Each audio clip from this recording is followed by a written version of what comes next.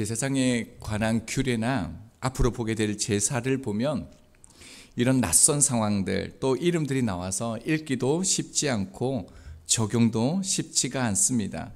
그리고 제사 하나하나 하나님께서 그렇게 말씀하신 것에 대해서 왜 그렇게 해야 되나, 그리고 그 삶에, 그것이 우리의 삶에 어떤 의미가 있는가 다 설명을 하지 못합니다. 그렇다 할지라도 말씀은 하나도 버릴 것이 없습니다.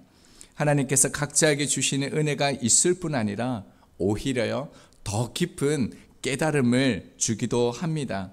새벽 시간이지만 또 우리가 주실 은혜를 기대하면서 하나님의 말씀을 살펴보겠습니다. 출애굽기 29장 1절에서 4절에 대한 말씀은 우리가 살펴보았는데요, 정결함입니다. 그리고 5절에서 9절 말씀도 거룩함에 대한 말씀입니다. 그러니까 거룩함은 제사장 위임식의 가장 큰 특징입니다. 의복도 흉패도 그들이 쓴 관도 모든 것들이 다 하나님 앞에 거룩하였습니다. 하지만 제사장은 어떻습니까? 거룩합니까? 그렇지가 않습니다. 제사장은 죄인입니다. 제사장이 되기 위해서는 먼저 자신의 죄를 용서받아야 했습니다. 제사장 위임식에 나오는 제사가 있습니다. 속죄제, 번제, 화목제입니다. 그리고 나서 이 제사들을 통하여서 아론과 그의 아들들은 제사장 역할을 시작하는 것입니다. 한번 살펴보겠습니다. 속죄제가 무엇입니까? 10절 말씀을 보면요, 속죄제의 제물로 1절에서 우리가 보았던 그 흠없는 수송아지를요, 회막문 앞으로 가지고 와 제물 머리 위에 안수를 합니다. 이들은 하나님 앞에 예배하고 하나님 앞에 서기 위해서 제물을 가지고 오게 되어집니다. 우리가 볼 때는요, 제물은 짐승에 불과하지만 이들에게 짐승은요, 생계이고 생업입니다.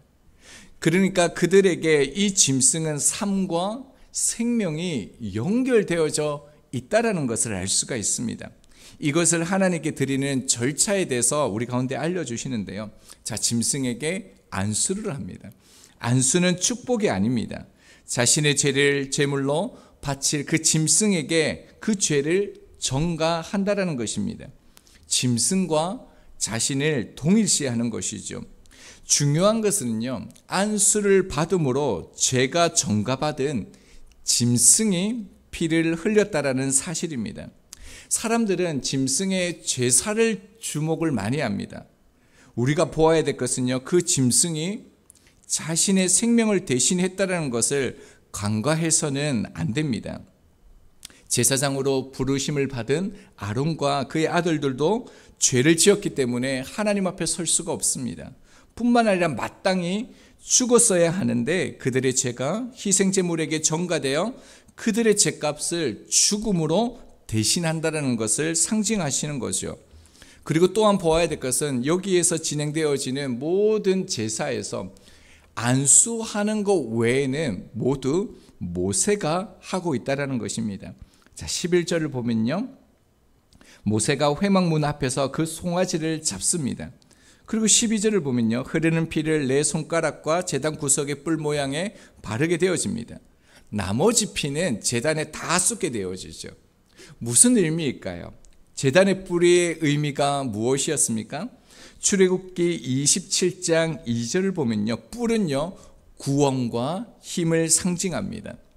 세례 요한의 아버지 사가랴도 이 뿔을 빗대어 예수님의 그 탄생을 말하면서요, 우리를 위하여 구원의 뿔을 그 종 다윗의 집에 일으키셨도다라고 노래하고 있습니다. 구원의 뿔이 예수 그리스도이죠. 그 예수 그리스도를 의지함으로 나아가는 것입니다. 자, 13절을 보면요, 내장을 덮은 모든 기름, 간에 붙어있는 기름 덩어리, 그리고 두 콩밥과 거기에 붙은 기름을 가져다가 제단 위에서 불살라 바칩니다. 또 무슨 의미가 있을까요? 이 각 부위들은요, 짐승의 몸의 영양분을 유지하고 공급하는 데 중요한 기관들입니다. 자, 그러니까 생명과요, 직접 관계가 있는 장기들이라는 것을 알 수가 있죠. 그래서 그 생명을요, 모든 것을 하나님께 바친다는 그 의미를 가지고 있는 것입니다. 하나님께 나의 전부를 드리고 있는 것이죠. 자, 그리고 14절을 보면요. 그 수소의 고기와 가죽과 똥을 짐 밖에서 불사르라. 이는 속죄제다라고 말씀합니다. 자, 피는 생명을 상징하기 때문에 하나님께 드렸습니다. 그런데요, 짐승의 고기, 가죽, 배설물은 짐 밖에서 불사르라라고 말씀하고 있습니다. 왜냐하면 희생제물로 드려진 짐승은 인간의 죄를 짊어졌기 때문에 거룩한 장소, 그리고요, 신앙 공동체인 이스라엘의 진영 안에 머물 수 없었기 때문에 밖에서 불사르라라고 말씀하십니다. 이 모습이 중요한 것은요, 이 모습이 우리를 향한 예수 그리스도의 그 피 흘리심을 드러내기 때문에 그렇습니다. 히브리서 13장 11절 12절입니다. 이는 죄를 위한 짐승의 피는 대제사장이 가지고 성소에 들어가고 그 육체는 영문 밖에서 불사름이라. 그러므로 예수도 자기 피로써 백성을 거룩하게 하려고 성문 밖에서 고난을 받으셨느니라. 예수님께서 예루살렘 성 안에서요, 사형 판결을 받으셨습니다.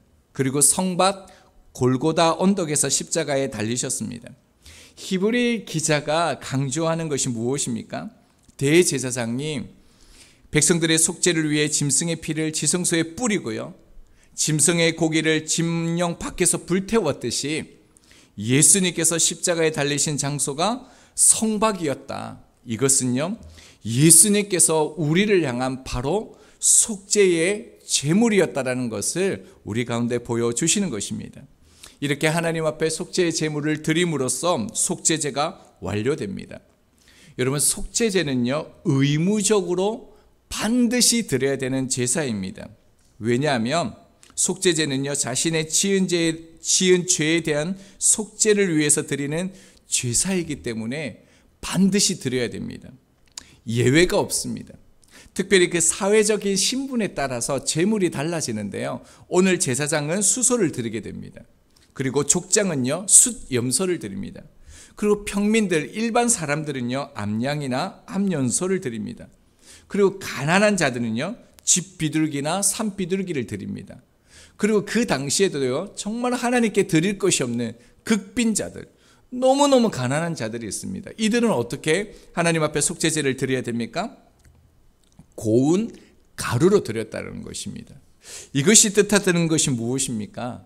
하나님 앞에 예외 없이요, 누구나 속죄제를 드려야지 그 하나님을 만나는 그 자리에 나갈 수 있다라는 것입니다. 자, 그리고 난 후에요, 다시 하나님께서 제사에 대해서 말씀하는데 15절에서 18절은 제사장 위임식에서 드리는 번제에 대해서 말씀하고 있습니다. 레위기 6장에서 이 번제가 무엇인지에 대해서 자세하게 말씀하시는데요, 번제는요, 그 제물의 가죽을 제외한 모든 것을요, 완전히 태워서 소멸시키는 제사가 번제입니다. 번제가 히브리어로요, 발음 그대로가 올라입니다. 특이하죠. 한글말로 올라, 이거 뜻이 똑같습니다. 그래서 번제가 올라인데, 번제의 의미가 올라간다라는 의미로서 번제를 그렇게 드려지게 되어집니다. 번제가 가장 먼저 이게 나타나는 그 성경이 어디냐면 창세기 8장 20절입니다. 노아가 방주에서 나오자마자 가장 먼저 한 일이 있습니다. 하나님 앞에 제단을 쌓고요, 제물을 골라서 하나님께 번제를 드렸다라고 말하고 있습니다. 왜 그럴까요? 번제의 목적 때문에 그랬습니다. 번제의 목적은요, 회개에 따른 헌신을 말합니다.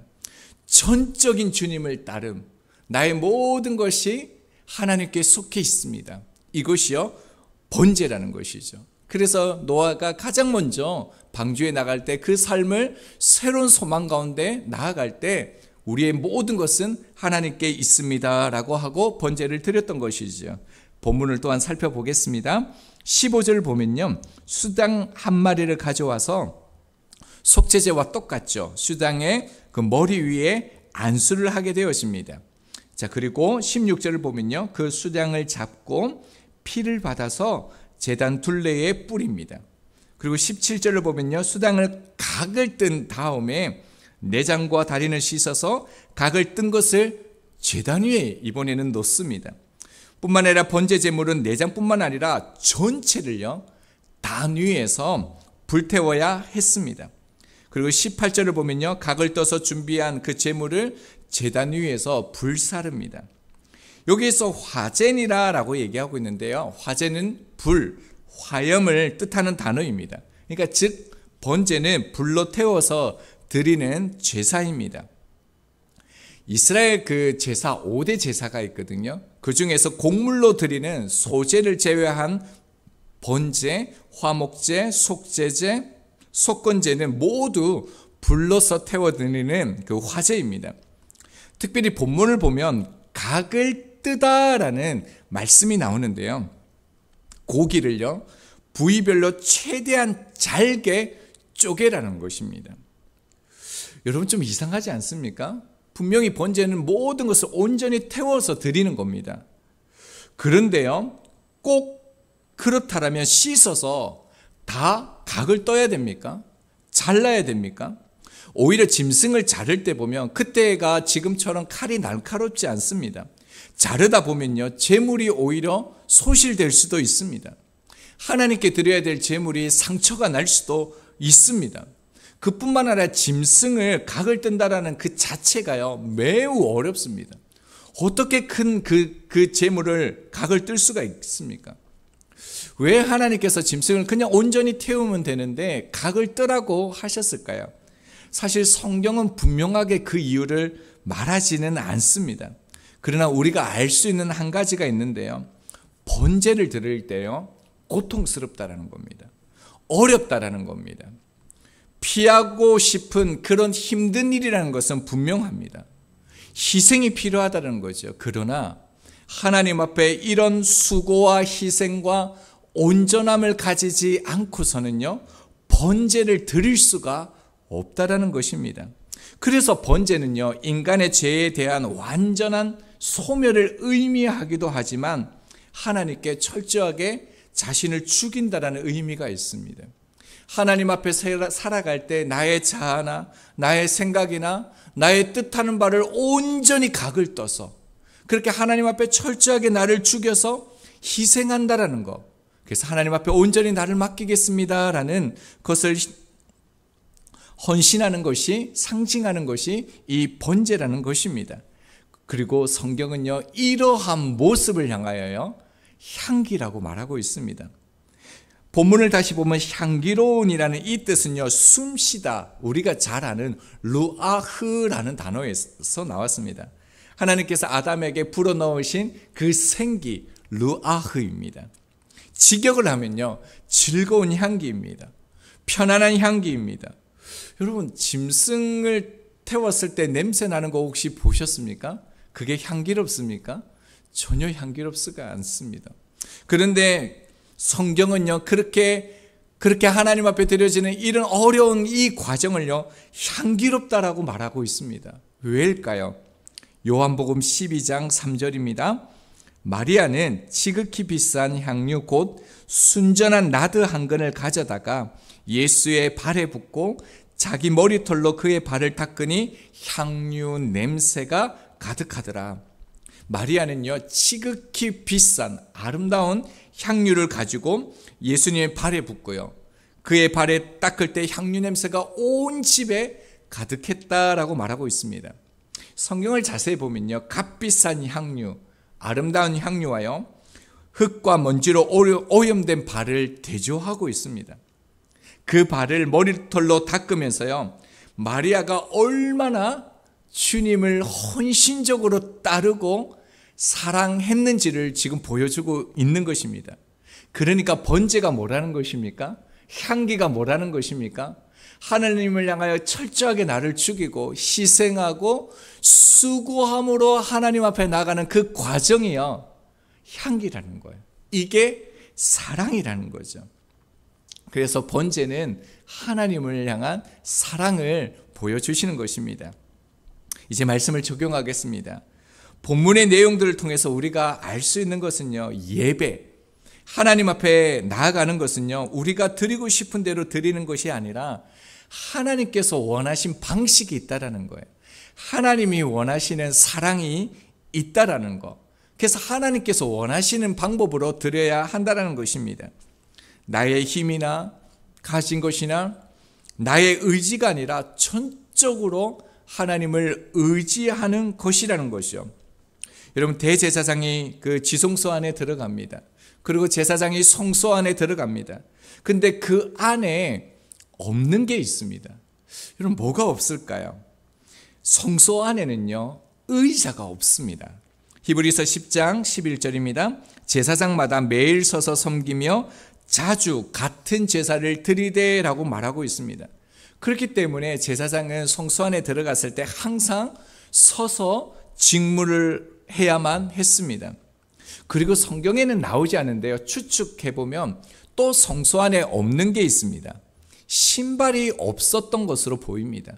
그러니까 제사장이 신발을 신지 않고 하나님 앞에 나아갔다는 거죠. 의자는 쉬는 것입니다. 기대어 의지하는 것이죠. 그러니까 성소 안에 하나님을 만나는 그 자리에 의자가 없다는 것은요, 의지하는 대상이 전혀 없다는 거예요.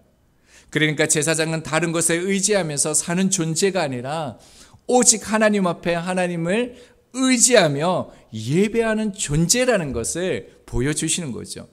그렇다면 신발이 없는 것은요, 신발을 신는다라는 의미는요, 보호하다, 지키다라는 의미가 있습니다. 그런데 신발을 벗는다라는 것은요, 순종과 더불어 내가 가진 권리를 포기, 생각을 내려놓겠다라는 것을 뜻합니다. 그러니까 하나님 앞에서 자신의 모든 주권을 이행하겠다라는 결단이 신발을 벗는다라는 것입니다. 주님께서 이렇게 말씀하셨습니다.